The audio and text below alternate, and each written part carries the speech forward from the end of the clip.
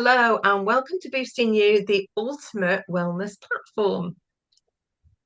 I'm Shirley McLean. I'm Dr. Sue Peacock.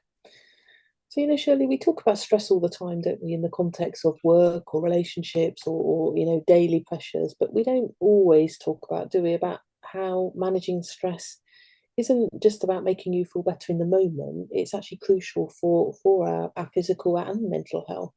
Oh, absolutely, absolutely. People often think stress is just a mental or an emotional state, but it is so much more than that.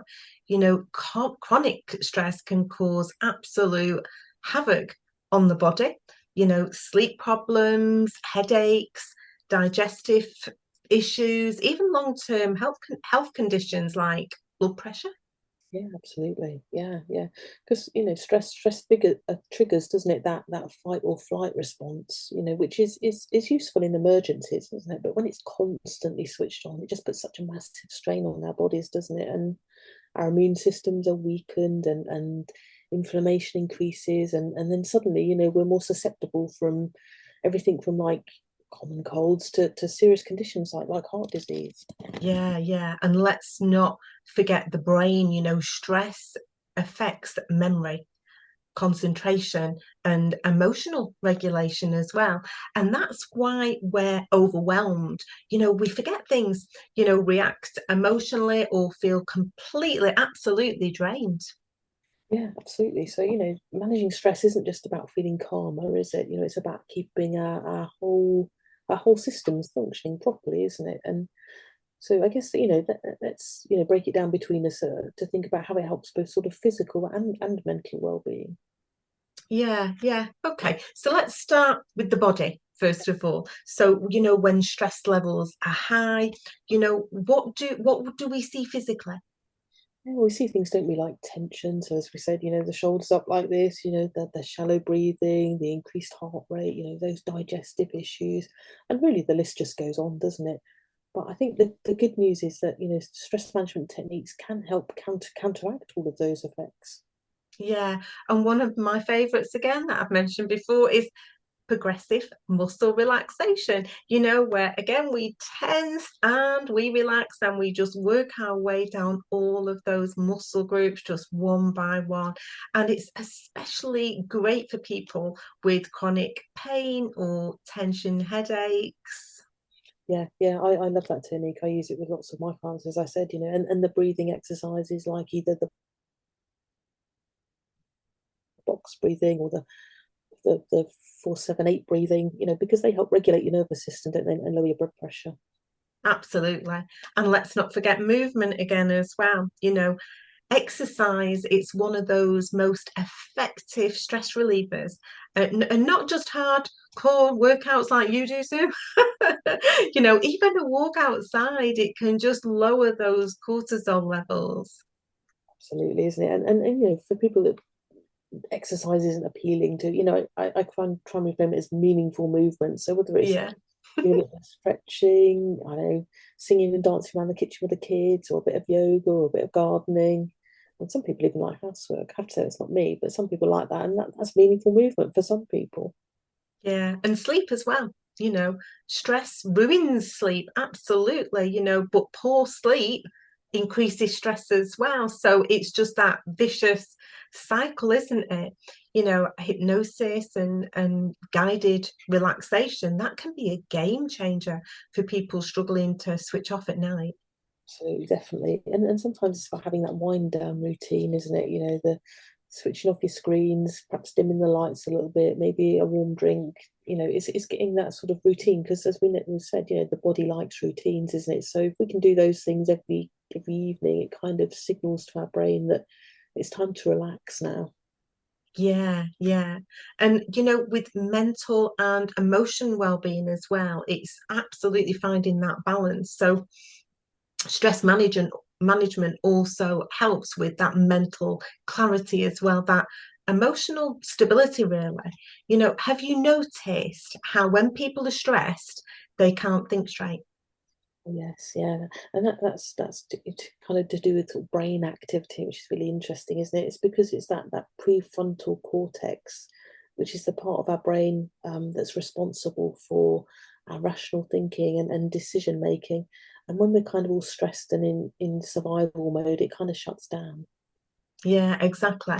And that's why stress makes people react rather than respond really as well. And it's a big, it's a big difference, isn't it, to the outcome over something as well. Like just snapping back at a colleague sometimes, or just feeling maybe even completely overwhelmed by small tasks. Yeah, yeah. And that's sometimes where sort of things like mindfulness or grounding techniques can really help. They sound really simple, but good because simple, so that means we can do them. So, even that simple 5, 4, 3, 2, 1 thing, the naming the 5 things we can see, the 4 things we can feel, the 3 things we hear, the 2 things we can smell, 1 thing we can taste. And that can pull you out that stress spiral because we're so busy thinking about these things that we're creating these lists for that, it brings us away from the thing that's causing us stress at that particular moment in time. Yeah, absolutely. I love that. And, we are over the weeks that are going, we reiterate all of these things because we know that we keep doing it because we want them to sink in. Because the more times we hear this stuff, the more that we're likely to go ahead and do it. And in hypnosis, we use anchoring techniques as well, where we create a trigger. So it's like touching that thumb and forefinger as well, like that, just to bring back that sense of, oh, we can do it with our little pinkies as well, where we can just bring ourselves back to that feeling of calm just instantly. It's just fabulous, isn't it? It's such a Mm.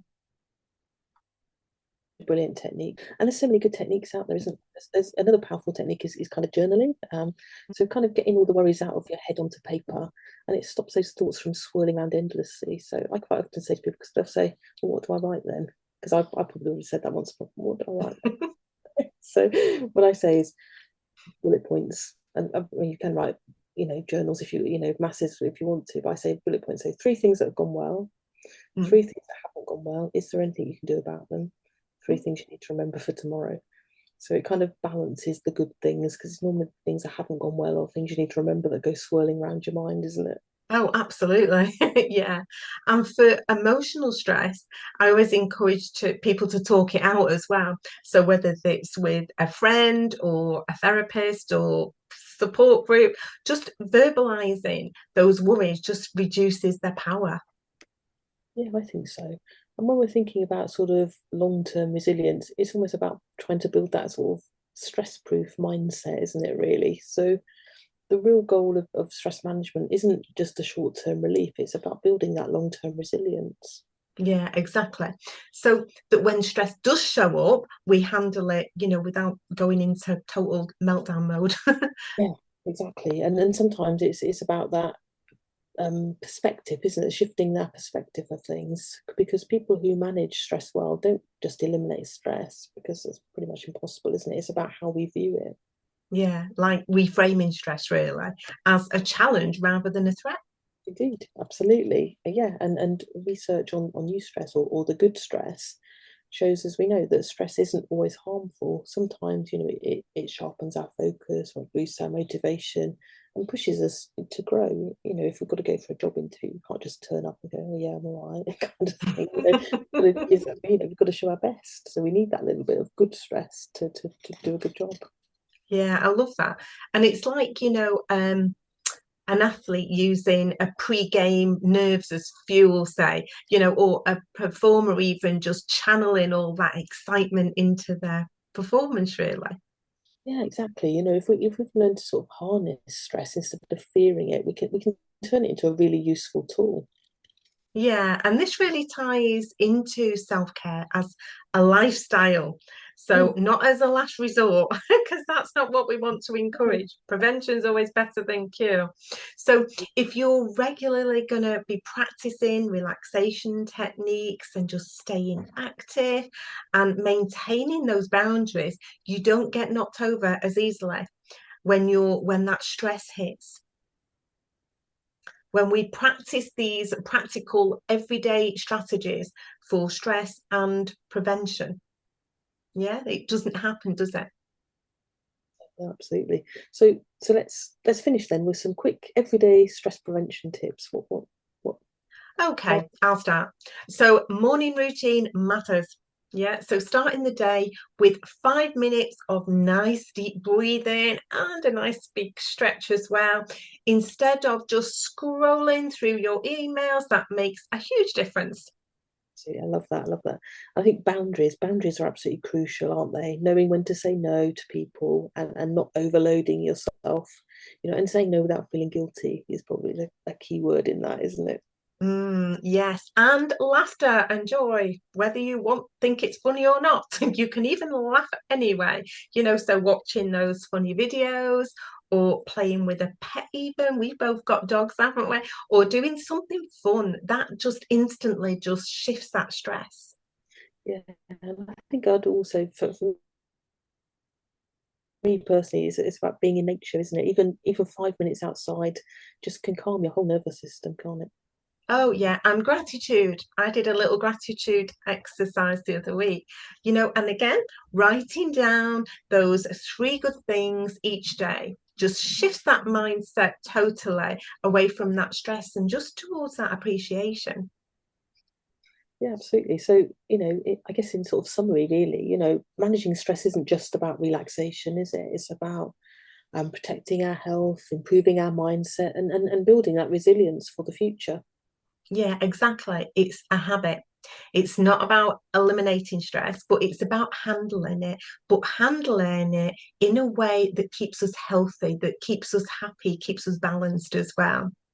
Absolutely. And like you say, it is about making stress management a habit, not something that you do when you're already burnt out, because it's even harder then, isn't it? Yeah, and speaking of stress, you know me. So, shall we go and grab a cuppa and practice what we preach again? Excellent stress management, I think. Okay, until next time, it's bye from me. Bye from me.